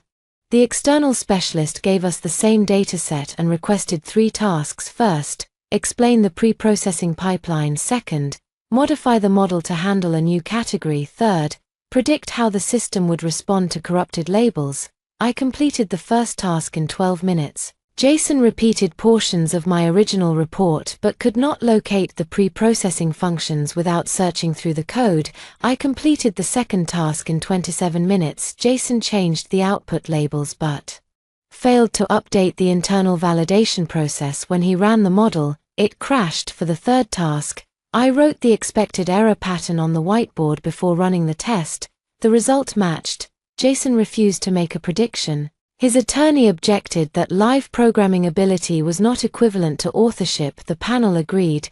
Then the specialist asked Jason to explain a handwritten derivation from his submitted report. He stared at it. It describes confidence adjustment. How is the adjustment calculated? Through iterative feedback. What prevents positive feedback from amplifying an incorrect prediction? The validation layer. Which part? Jason looked toward the code. The specialist waited. Finally, Jason said, Emily designed that portion. The room became completely silent. His attorney leaned toward him. Jason continued, faster now, but it was designed for our team. We discussed it together. The specialist turned to me. Did you discuss this derivation with Mr. Miller? No, the complete derivation appears only in my private notebook and current branch. The simplified, incorrect form appears in the copied packet. The panel displayed both versions side by side. My current derivation included the missing constraint. Jason's report used the incomplete equation. The same incomplete equation appeared in 16 other submissions. The chair asked Jason, "Why did you claim primary architecture credit for a component you now say MS Carter designed?" He looked at me. I saw anger, desperation, and something close to hatred. Because she was going to leave me out, I almost stopped breathing. The chair said, "Explain." Jason's voice rose. "She was planning to publish alone. She was meeting Adams without telling me. She acted like I contributed nothing." "What had you contributed?" "I built the team. I managed the sponsor relationship. I made the project visible." "Did you write the model?" "I helped." "Which sections?" He named 2 interface components. Repository records showed that one had been written by another student, the other was a modification of an open-source template. The panel moved to communications evidence. Olivia's messages appeared on the screen, then Jason's notebook, then his instruction to the class. Change the variable names and report language so Hayes does not see identical submissions. Jason's attorney argued that the message referred to avoiding accidental similarity in collaborative notes. The student representative asked, "Why would authorized collaboration need to be disguised?" No answer satisfied the room. Olivia testified after lunch. She cried before the first question was asked. She admitted accessing my files through Jason's account. She admitted helping assemble the packet. She admitted telling classmates I had agreed. She admitted the affair. That final detail was not necessary to establish academic misconduct, but it mattered because Jason had used our romantic relationship to claim implied authorization while secretly violating it. He said Emily would forgive him once we won. Olivia said, "He said she was too emotionally dependent on him to report us." Jason stared at her. "You said the same thing." "Yes," Olivia whispered. "I did, because you wanted my fellowship nomination. You promised it to me. You wanted to replace her. You told me she was using you." They began speaking over each other. The chair struck the table with a wooden block. This is not a forum for personal accusations.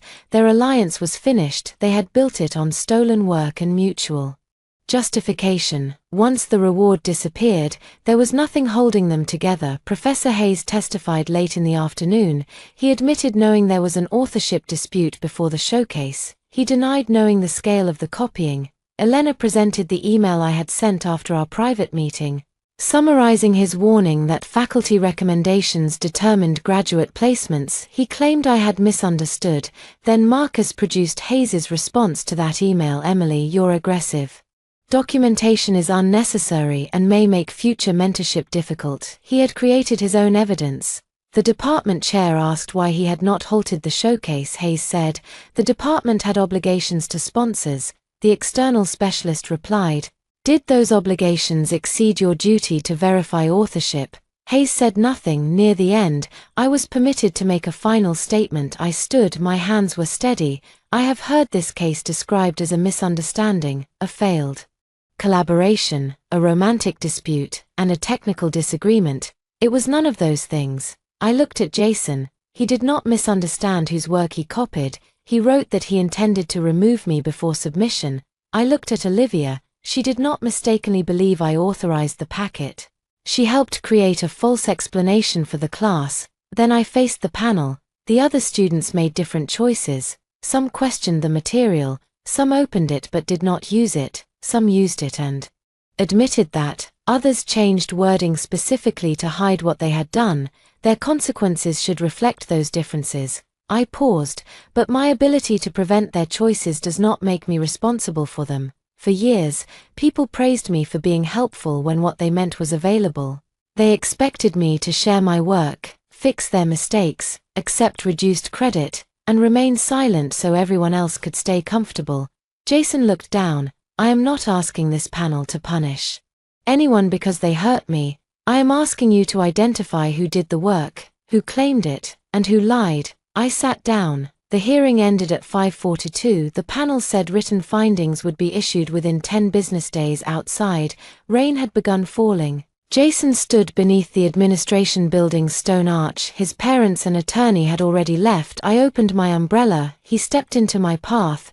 "Are you happy now?" "No, you won. The findings aren't out." "You stood there and destroyed me." "I described what you did. You made everyone hate me." "I did not write your messages." His eyes were red. "I lost Olivia." I looked at him. "She was not yours to lose. I lost the fellowship. You never earned it. My father won't speak to me. That is between you and your father, and you don't care." "I cared so much that I spent years making your life easier while you quietly dismantled mine." He moved closer. "I wish I had never met you." The words landed softly once. They would have crushed me. Now they sounded like the final defense of a man who could not face himself. "I wish you had met me honestly," I said. I walked into the rain. He did not follow. The findings arrived on a Tuesday morning. I was in the library when the email appeared. For several seconds, I could not open it. My body remembered the result from my previous life. Responsible for unauthorized interference, scholarship suspended, research access revoked, mandatory withdrawal pending appeal. Those words had once ended my future. I pressed my thumb against the screen and opened the new decision. The panel found that I was the sole original author of the core ASTA research and the adaptive validation framework. It found no evidence that I had authorized distribution. It found no evidence that I had sabotaged the demonstration. It concluded that my decision not to provide additional code did not constitute misconduct. I had been cleared. I lowered my head. The library remained quiet around me. Students turned pages. A printer hummed. Someone coughed near the windows. Nothing dramatic happened. No music played. No one applauded. Yet the world inside my chest shifted. I had spent weeks preparing to defend the truth. I had not realized how afraid I still was that the truth might not be enough. Sarah found me 10 minutes later. She saw my face and stopped. "You're cleared." I handed her the phone. She read the first page, then wrapped both arms around me. I allowed myself to hold on. "Thank you," I whispered. "For what?" "For believing me before the panel did." She stepped back. "You had evidence. So did everyone else. You were willing to look at it." The remaining findings were released separately. Jason was found responsible for facilitating academic fraud, misrepresenting authorship, unauthorized distribution, providing false information during the investigation, and retaliating against a reporting student. He was suspended for 2 academic years. His capstone was failed. His student leadership positions were revoked. The graduate fellowship nomination was withdrawn. He could apply for readmission after completing ethics requirements, but no guarantee was offered. Olivia was found responsible for unauthorized access, distribution, false authorship, and concealment. Because she cooperated before the hearing and provided substantial evidence, she received a 1-year suspension rather than 2. Her scholarship was terminated under its integrity clause. Professor Hayes was removed from capstone supervision while the faculty process continued. The department later announced that he would not return the following year. 17 students received failing grades for the course. 6 were permitted to retake it because they admitted responsibility and had no prior violations. 11 faced additional probation because they lied, destroyed messages, or submitted fabricated authorship statements. Noah was among those placed on probation. Mia would graduate 1 semester late. The class did not break down all at once. It fractured in public and private. Some students appealed, some blamed Jason in social media posts, some blamed the university. 2 blamed me by name until they received warnings about retaliation. Parents called administrators. Graduation plans were cancelled. Internship offers disappeared. The consequences were real. So was the misconduct. That afternoon, Jason waited outside the library. He held a copy of the findings. "They suspended me for 2 years. I read the decision. You knew this would happen. I knew it could. My life is over." "No, your current plan is over. That is easy for you to say." "No, it isn't." He laughed bitterly. "You get everything. Your name, your project, Adams's support. The fellowship committee is reconsidering you. I get back what you tried to take, and I get nothing. You still have the chance to tell the truth about why." I told the truth. Only after every other explanation failed, he stepped closer. I can't go home. That is not something I can solve. You used to say we were family. We were not family when you planned to erase me. I was scared of losing you. You were scared of being less successful than me. Is there a difference? Yes. His eyes filled for a moment. He looked young, not brilliant, not manipulative, just frightened. I felt sadness. But sadness was not permission. I loved you, he said. I loved you too. His breath caught. The words seemed to give him hope. I ended it immediately. That is why this hurt. It is not a reason to return. I'll spend the next 2 years proving I can change. You should change because you do not want to remain this person, not because you think it will buy me back. Can we at least talk after some time? No, you don't know how you'll feel. I know the relationship is over. Forever, yes. He stared at me as if I had spoken in a language he did not understand. In our entire relationship, I had rarely used permanent words. Maybe later, we'll see. Let me think. I had left every door unlocked. Because I feared being cruel. Jason had walked through all of them. Now I closed the last one. I forgive myself for trusting you.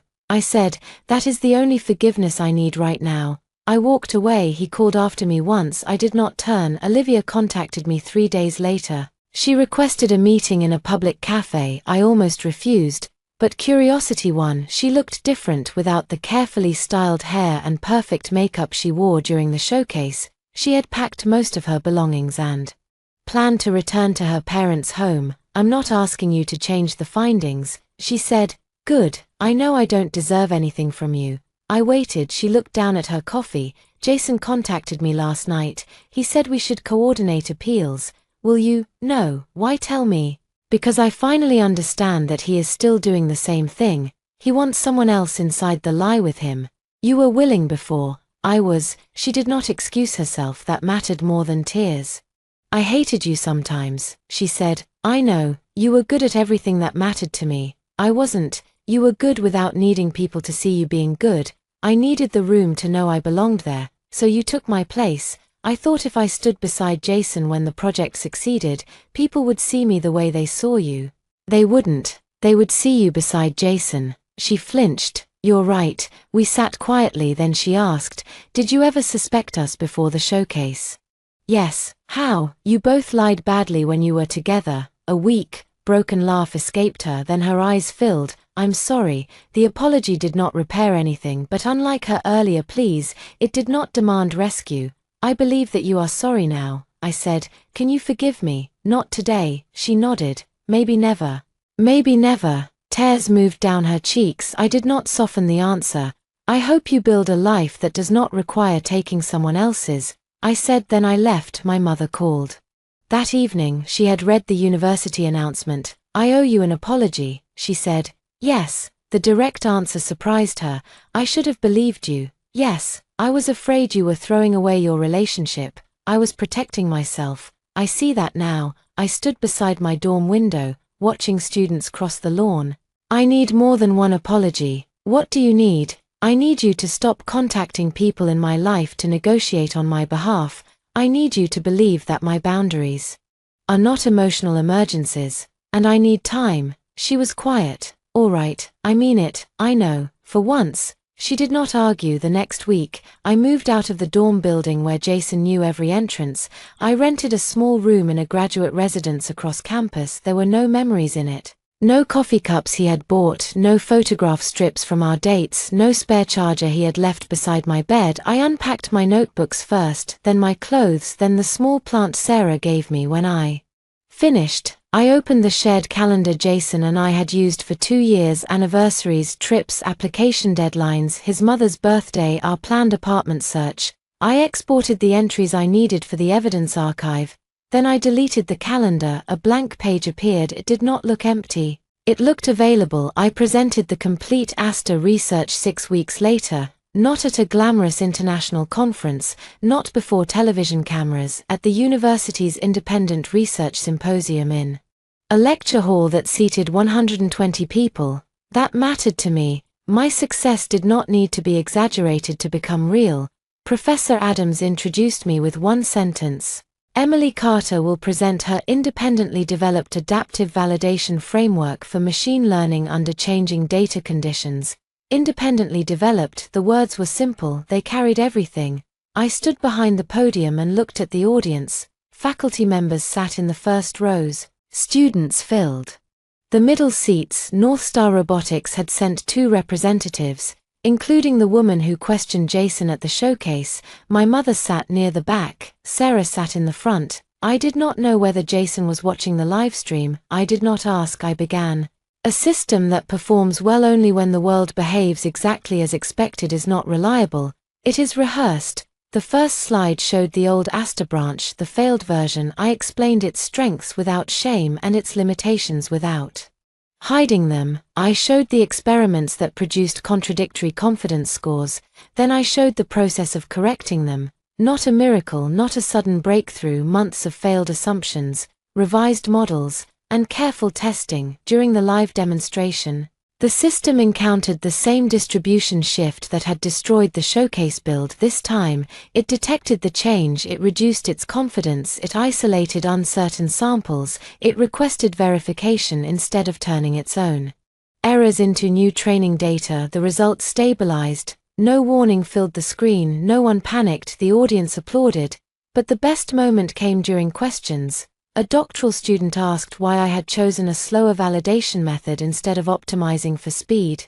Because confidence without verification is just a faster way to be wrong, I said. Professor Adams smiled. The North Star representative raised her hand. Ms. Carter, what safeguards would you require before adapting this to an industrial environment? For 10 minutes, we discussed audit trails, human oversight, and error thresholds. She did not praise me vaguely, she challenged the work. I answered. That felt better than applause. After the session, students gathered near the stage. Some asked technical questions, some congratulated me. Several members of the investigated class stood near the doors. Mia approached first. That was incredible. Thank you. I understood more in this hour than I did from Jason's review sessions. That is because you were trying to understand instead of copy. Her smile was painful but genuine. I start the retake next semester. I heard, I'm doing a different topic. That is probably wise. She hesitated.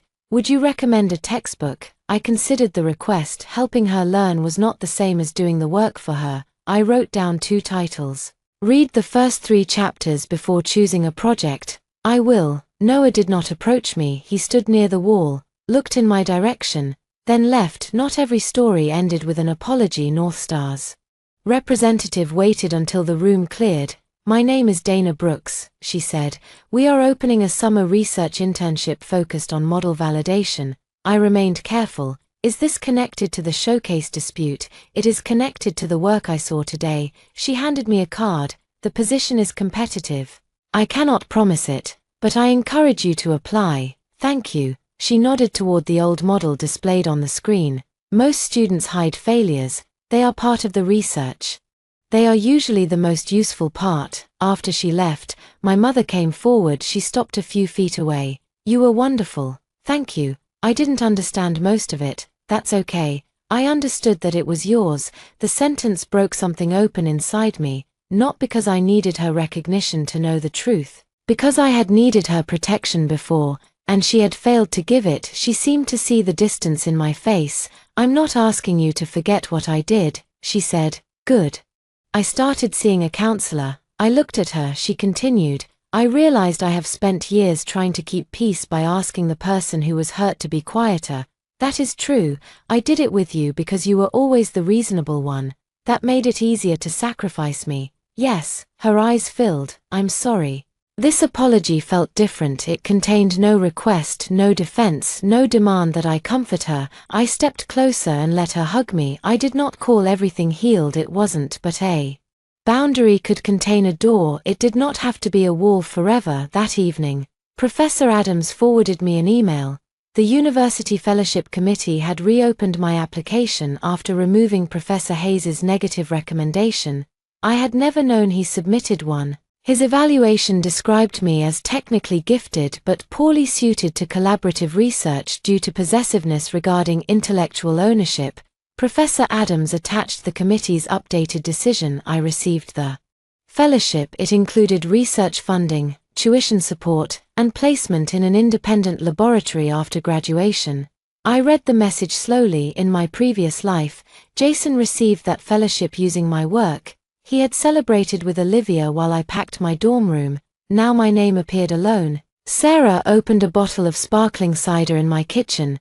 To possessiveness regarding intellectual ownership, she said. I laughed. To knowing the difference between collaboration and theft, we touched glasses. Later that night, an anonymous account sent me a link. Jason had posted a video. He sat in a plane room and spoke to the camera for 12 minutes. He said he had been unfairly punished for a collaborative misunderstanding intensified by a painful breakup. He never used my name, but he described me as a former partner who weaponized private development records. The comments were divided. Some supported him, others had read the university's public findings and questioned his account. My finger hovered above the response button. I could have corrected every lie. I could have posted the messages. I could have destroyed the version of himself he was trying to sell. Then I closed the page. The formal record existed. My work existed. My future no longer depended on winning every audience. The next morning, Jason's video had been removed, not because of me, because Olivia uploaded screenshots proving he had planned the theft. Their war continued without me. For the first time, I understood that walking away was not surrender. Sometimes it was the only way to stop carrying a conflict that belonged to other people. Graduation arrived under a cloudless sky. Rows of white chairs covered the central lawn. Families gathered beneath banners bearing the university seal. Students adjusted caps, took photographs, and complained about the heat. I wore my gown over a simple blue dress. My mother helped pin the hood at my shoulders. Sarah stood beside us, already crying. You said you wouldn't cry before the ceremony, I told her. I lied. At least you admit it before an investigation. She laughed and wiped her eyes. The university had allowed me to graduate on schedule after approving my independent capstone. Mia was not in the procession.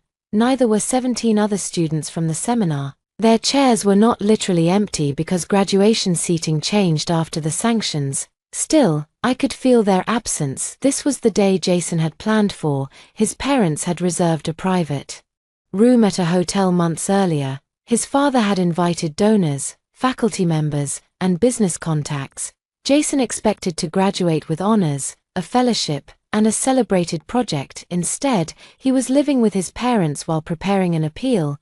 Part of me had once imagined feeling triumphant. I did not. Consequences were satisfying in theory. In reality, they were heavy, yet heaviness did not mean they were wrong. Before the procession began, the department chair asked to speak with me. We stepped beneath the shade of the engineering building. I wanted you to hear the final faculty outcome directly, she said. Professor Hayes, he resigned before the disciplinary review concluded.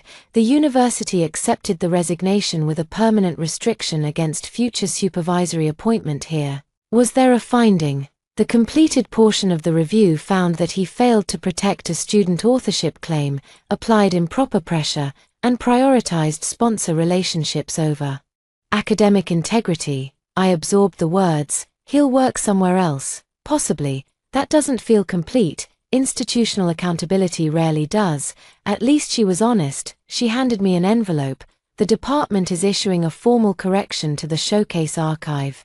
The website and annual report will identify you as the creator of the original research. The failed presentation will remain in the record with a note explaining that it used an unauthorized early version. You're not deleting it. No, erasing institutional failure makes it easier to repeat. I looked at her. That was Professor Adams's recommendation. It was yours too. I took the envelope. Thank you. As I returned to the graduates line, I saw Olivia standing beyond the temporary fence. She was not wearing academic robes. For a moment, I thought she had come to speak to me. Then a middle-aged couple approached her. Her parents, her mother embraced her while her father lifted 2 suitcases into a car. Olivia saw me. We remained separated by the fence and 30 feet of grass. She raised one hand, not a wave exactly, an acknowledgement. I nodded once. Then she got into the car. That was the last time I saw her on campus. The ceremony began. Speeches blurred beneath the sun. The dean spoke about resilience, a student speaker talked about uncertainty, then names were called. When I crossed the stage, the announcer said, Emily Carter, Bachelor of Science with departmental distinction, recipient of the Adams Independent Research Fellowship. Applause rose. My mother stood. Sarah shouted my name. I accepted the diploma cover and shook the dean's hand. At the edge of the stage, a photographer captured the moment. I did not think about Jason, not until I descended the steps and saw him near the back of the crowd. He wore no gown, he stood alone beneath a tree beyond the official seating area. Our eyes met. He looked at the diploma in my hand. I could have walked away. Instead, I crossed the grass. I stopped several feet from him. You came. My mother wanted to see the ceremony. Where is she? She left. I understood that he had remained for me. You look happy, he said. I am. I watched your symposium. I said nothing. The new model is good. Yes, I could have helped with the interface. The old instinct surfaced in him automatically, a need to insert himself into anything successful. He heard it too. His expression changed. Sorry, I waited. I'm starting counseling, he said, not because I think it will change your mind. Good. I withdrew the appeal. That surprised me. Why? Because every version of it required me to keep saying I believed the work was ours, and you didn't. He looked at the ground. No, it was the first clean admission he had given me. I knew it was yours, he said.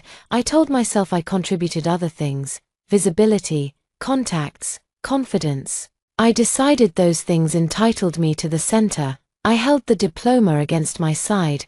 Why are you telling me now? Because I kept waiting to feel like the punishment was unfair. Sometimes I still do. Then I read the messages. The ones you sent. Yes. A breeze moved through the trees. Families called to one another across the lawn. Jason's voice became quiet. I hated that you didn't need me. I did need you. He looked up. I needed the person I thought you were. Pain crossed his face. I don't expect forgiveness. That is good. Will you ever stop hating me? I don't hate you. That's worse. No, it's freer. He nodded slowly, then he took something from his pocket, a small silver necklace, the one I had left on the showcase stage. I kept it. I don't want it. I know. He closed his fingers around it. What should I do with it? That is your decision. For so long, he had asked me to decide everything after pretending to lead, how to fix the code, what to tell professors, how to repair friendships, how to save him. I would not decide this either. He looked toward the stage. You were always going to be better than me. This was never about being better. It was for me. No, he gave a tired smile. That was the problem. Yes, we stood in silence for a final moment. Then Sarah called my name from across the lawn. My mother was holding flowers. Professor Adams waited beside them. A life I had chosen stood in front of me. The past stood behind. Goodbye, Jason. Goodbye, Emily. I walked away. He did not follow. At the reception, the department displayed student research posters inside the engineering hall. My poster occupied the space where the Astor team photograph had once hung. The title read Adaptive Validation Under Distribution Shift. Author Emily Carter. One name, not because I had done every future task alone, not because collaboration was weakness, because the truth had finally been stated without negotiation. Professor Adams joined me. What will you do after the fellowship? She asked. I don't know. That is an acceptable answer. I used to think uncertainty meant I was failing. It usually means you have choices. I looked around the hall. Students discussed projects in small groups. A faculty member challenged a presentation. Someone dropped a plate near the refreshments and everyone laughed. Ordinary life continued. That was the final thing Jason had failed to understand. He believed success was a stage where one person stood beneath the lights. I had believed it too for a while. Now I knew success could be quieter, a room where your name remained attached to your work, a relationship where no one demanded proof of your right to boundaries, a future that did not require another person's collapse to feel like your own beginning. I touched the edge of the poster, then I joined the people waiting for me. 2 years later, I returned to the same innovation hall where Jason had presented my stolen notes. The university had renovated it. The old stage was gone. In its place were 6 smaller demonstration areas arranged at equal height around the room. There was no central platform and no single podium. Professor Adams had helped design the new format. No more manufactured geniuses, she said when I arrived. Only 6 smaller manufactured geniuses. She gave me a dry look. Researchers require some ego. We are attempting moderation. I laughed. I was no longer a student. The fellowship had led to a research position at North Star's Model Reliability Laboratory. I had applied through the standard process, completed 3 technical interviews, and earned the role. Dana Brooks became my supervisor. She did not save me, she challenged me during my first month. She rejected my validation proposal because it depended too heavily on laboratory assumptions. I rewrote it during my 3rd month. I found a flaw in a senior engineer's model and spent an hour deciding how to raise it without seeming difficult. Then I remembered what silence had cost me. I documented the evidence and requested a review. The engineer thanked me. That simple response nearly made me cry. Healthy environments did not punish the person who identified a problem. They investigated the problem. My work expanded beyond Asta. I contributed to systems that detected uncertainty instead of hiding it. I helped build audit tools that recorded how models changed over time. I wrote internal policies requiring technical ownership to be documented before major demonstrations. My name appeared on papers with other names. Real collaboration did not erase me, it made every contribution clearer. I returned to the university that day to speak at the annual student research orientation. The department had added an authorship and integrity workshop after the scandal. New students were required to define roles, repository access, and attribution before capstone development began. Marcus Reed invited me to share my experience. I almost declined. I did not want my identity reduced to what Jason had done. Then I considered the students who might recognize their own situation before it became irreversible, so I agreed. The room filled with young researchers carrying laptops and coffee cups. Some looked nervous, some looked bored, a few were already whispering to teammates. I stood in the center of the hall. 2 years ago, I began. A group of students used my research notes in their capstone submissions. Most of them told themselves a story that made the decision feel harmless. The room quieted. One person said dating me gave him permission. Another said friendship made the work shared. Some students said they believed the material had been authorized. Others knew it had not been authorized but thought changing words would make it original. I looked around the room. The important question is not whether you work alone. You shouldn't. Research depends on criticism, shared knowledge, and collaboration. The question is whether everyone can state honestly who did what. A student raised her hand. What should you do if someone senior pressures you to share credit? Ask for the request in writing. Several students laughed nervously. I'm serious. Clarify roles before submission. Keep version history. Follow up verbal meetings with short factual emails. Use institutional reporting channels when necessary. Another student asked, do you think the students deserve to fail? I think they deserved decisions based on their individual actions. Some opened the notes and refused to use them. Some used them and admitted it. Some lied. Some organized the fraud. Accountability should be specific. A young man near the back raised his hand. Did letting them continue make you partly responsible? The question did not offend me. I had asked myself the same thing many times. I was responsible for my choices. I said, I preserved evidence. I objected to unauthorized use. I did not contribute to their submissions. Could I have reported them sooner? Yes. I chose to wait until the record was complete because earlier objections had been dismissed. Would you wait again? I considered it. Probably not in exactly the same way. The room seemed surprised. I continued, knowing the future did not make every decision perfect. I was hurt, and part of me wanted them to expose themselves completely. The evidence protected me, but allowing the situation to grow also created consequences for people at the edge of the scheme. This was the truth I had learned after the satisfaction faded. Revenge could awaken a person, it could not become her permanent home. I would still refuse to rescue them, I said, but I would report the distribution earlier and trust the documentation. Boundaries do not require silence, they require clarity. After the talk, a student waited until everyone else had left. She was small, with dark curls and a university badge clipped crookedly to her jacket. My team leader keeps asking for access to my private research folder, she said. He says I'm not collaborative. Do you want to share it? No, then don't. He says the professor will think I'm difficult. Send the professor a written description of your project and proposed team roles. Ask what access is required under the course policy. Keep the response. Her shoulders relax slightly. Is that enough? It is a beginning. Were you scared when you said no? Yes, you didn't look scared in the hearing video. There is a difference between being fearless and acting while afraid. She nodded. Thank you. As she left, Professor Adams approached. You handled that well. I almost gave her a 12-step evidence plan. I saw you restrain yourself. I'm growing. We walked through the renovated hall near the entrance. A small display documented the department's policy changes. It referred to the Astor case without naming the sanctioned students. My name appeared only as the original researcher. No photograph of Jason, no photograph of Olivia, no public wall of shame. Accountability did not need to become entertainment. Have you heard from any of them? Professor Adams asked. Mia completed the retake. She graduated last spring. I know, she emailed me. Olivia, she transferred to a different university and changed majors. Jason, I paused 6 months earlier. I had received one email from him. It contained no request. He wrote that he had completed ethics training and community college courses while considering whether to reapply. He said he finally understood that returning to research would not erase what he had done. He apologized without asking me to answer. I did not answer, not because I wanted to punish him, because our relationship was finished, and closure did not require renewed access. He wrote once, I said.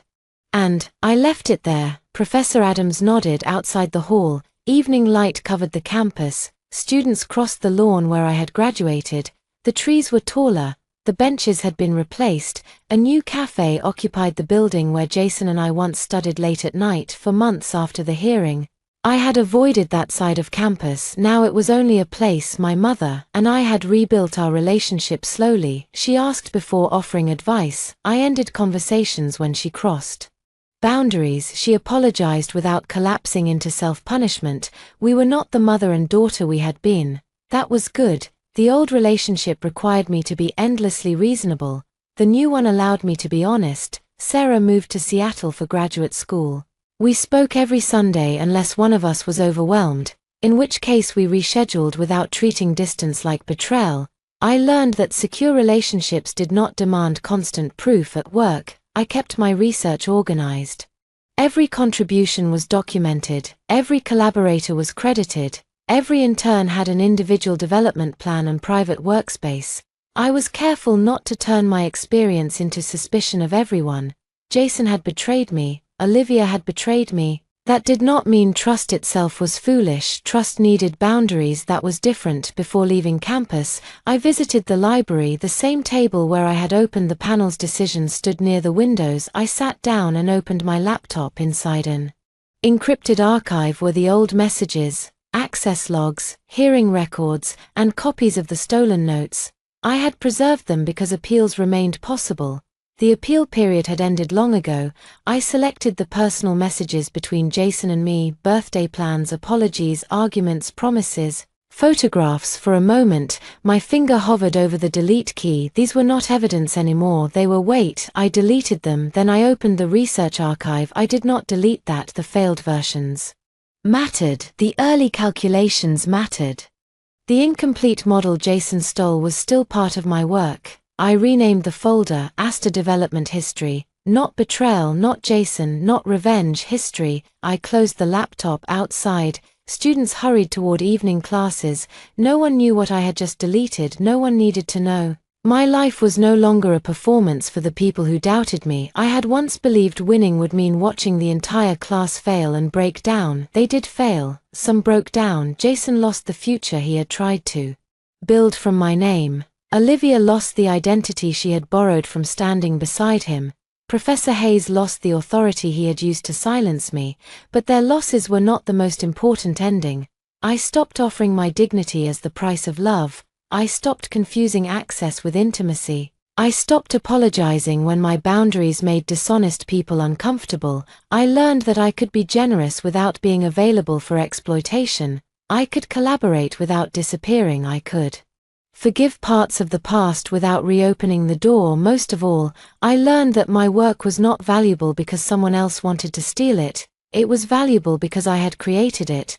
My future was not valuable because Jason regretted losing it. It was valuable because it belonged to me. I left the library as the lights came on across campus. At the bottom of the steps, I turned back once, not for Jason, not for Olivia, not for the class that had copied my notes. I looked back at the building where I had learned the hardest lesson of my life. Then I walked forward. This time, I carried nothing that belonged to them, and they carried nothing that belonged to me.